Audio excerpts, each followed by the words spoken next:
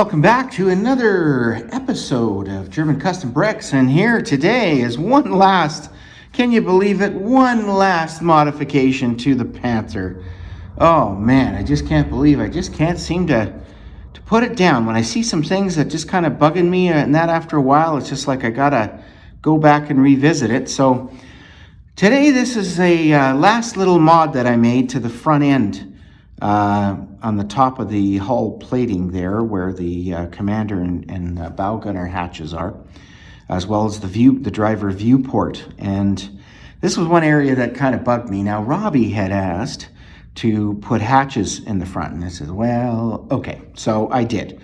But here's a picture of it, just showing, and you can see on the driver hatch, the viewport is actually on the hatch itself. Well, that just ain't right. And it just kind of was bugging me, that whole little setup there. So I had to kind of go back to the drawing board a little bit on that one there. So now I got that problem solved. So that's what I'm just showing you here on this video. So here is our wonderful Panther back again. And as you can see, it's actually just a single stud wide hatch this time. So actually what I'm going to do is just going to pop off the whole turret assembly. And you can see what's there. So now, actually just removing that, you can see that there's two single hatches there, and you just lift them up by a single stud on both sides.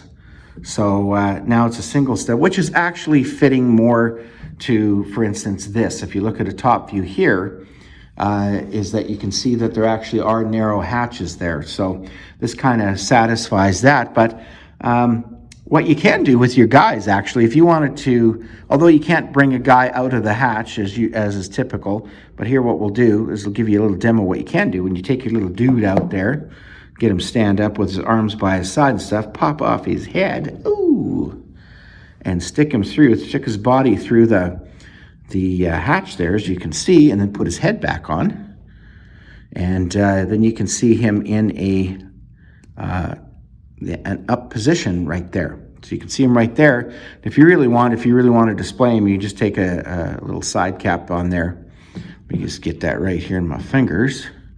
And you can stick that on him, and there he is. So what you can do, and then you just stick the whole thing right back in the turret, and there he is, huh? How about that? There's your dude. And you can do the same with both guys.